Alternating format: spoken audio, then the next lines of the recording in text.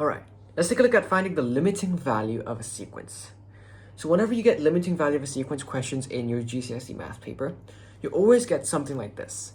It'll tell you that the nth term of a sequence is 2n minus 1 over 3n plus 2. So obviously this part is going to be different, but it'll tell you the nth term of a sequence is something with n involved on both top and bottom.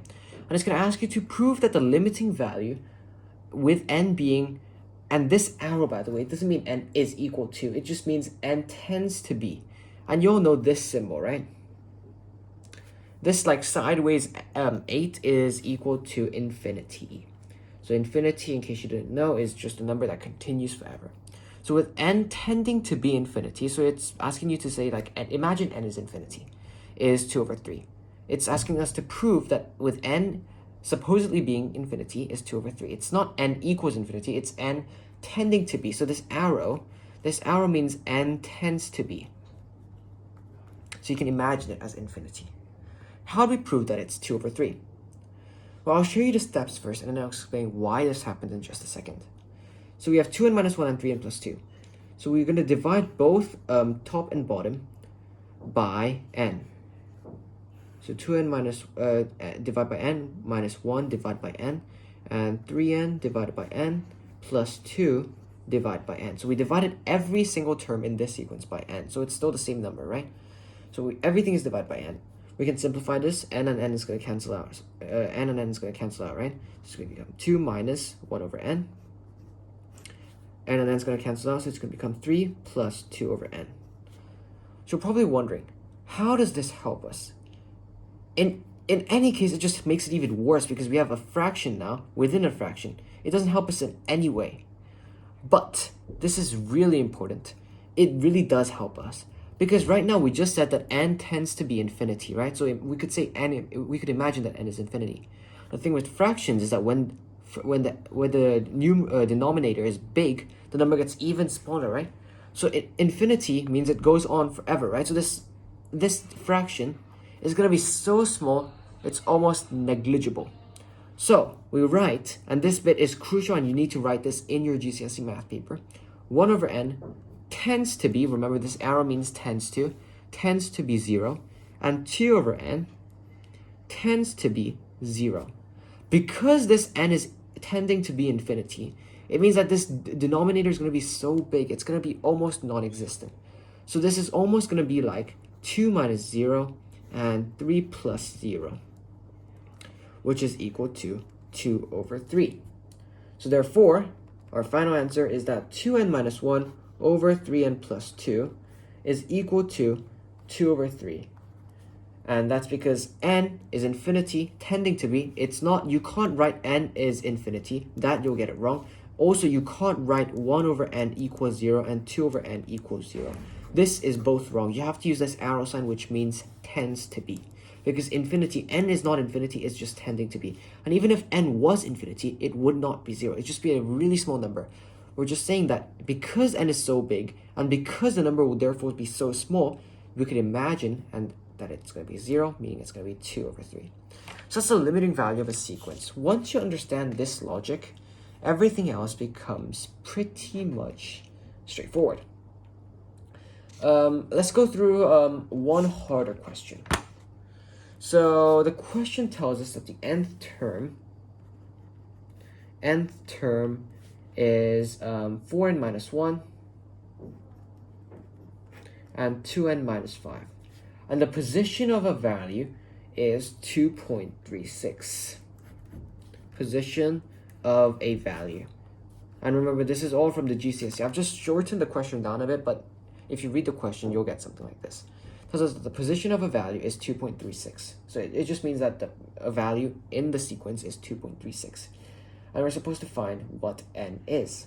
Now, this is not the same thing as limiting value of a sequence because the question did not tell us to tend n to be infinity. That's what some people get confused with. Whenever they just see n, they just imagine it's infinity and they make it into fractions. No, you don't do that. This is telling us that the value is 2.36 and we need to find n. You don't just do infinity. This is quite important. So we can make an equation because 2.36 is going to be a number in this sequence. So you write 4n minus 1 over 2n minus 5 is equal to 2.36. Now at this point, it's just algebra. We just get 4n minus 1 is equal to 2.36 multiplied by 2n minus 5. From here, we have two options. We can either multiply both of them by 100 to get rid of this decimal, or we can just continue. I prefer not to multiply by 100 because otherwise it can get a bit confusing. So we're just going to keep it as 4n minus 1, and we're going to expand this bracket out by multiplying this by this and this by this. So 2.36, if you do this in your calculator, 2.36 times 2 is going to give us 4.72. Don't forget to add the n behind, minus 2.36 multiplied by 5. Which is 11.8, but the minus carries down, so it's minus 11.8, right? And that's going to be equal to 4n minus 1. Then we can just move the n into one side and get rid of this. So we're going to get 11.8 minus 11.8 is going to be equal to, actually let's move this over as well. So we'll just do this first. We're going to minus 4.72 on both sides. So 4n, so 4 minus 4.72 is going to give us minus 0.72.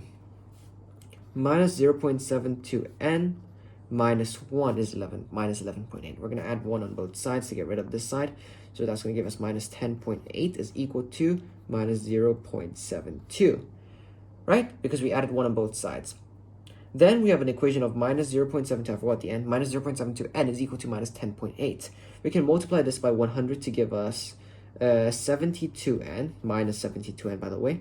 It's going to be equal to, we're multiplying both sides by 100 by the way. So it's going to give us 108 and 1080 minus 1080. Then we just simply divide, so n is going to be minus 1080 divided by minus 72. So these minuses are going to cancel out, right? So if we do 1080, so fraction 1080 divided by the bottom number of 72, we're going to get 15 being equal to n. So that is n in this particular sequence. Then let's do one more example. And then I'll do one last example of the limiting value questions, and then that'll be it for this video. We need to show that 1. So we need to show that 1 is not a part of this sequence, which is 4n minus 1 over 2n minus 5. We need to show that 1 is not a number in this sequence. So if we make an algebraic equation, would this work? Let's see. We're going to multiply both sides by 2n minus 5 to get rid of this fraction. So 4n minus 1 is equal to 1 multiplied by 2n minus 5, which is basically just 2n minus 5, because 1 by that is going to be the same thing. And we have 4n minus 1. Minus 2 on both sides gives us 2n is equal to negative, because we minus 2, so we get 2n, and then n is gone, minus 1 and minus 5. So we're going to plus 1 on both sides to give us minus 4. And then n is equal to minus 2. Now, how does this show us that this 1 is not a part of this equation? Remember, the n just means the nth term, right? So nth term, sorry, not the nth term, n just means the position, right? Position of negative 2. Can you have a position of negative 2 in a sequence? We have the first number and the second number. You can't go below the first number. It doesn't work. Even if it's a negative, imagine this is 5 and negative 4, then this will be the first number. It's not going, just because you go negative, it's not negative first number and negative second number. That's not how it works, right? So you cannot have a negative 2 in this sequence. So since it's a negative number, hence not in the sequence. And the question, by the way, in case this didn't make sense, is show that 1 is not a part of this sequence.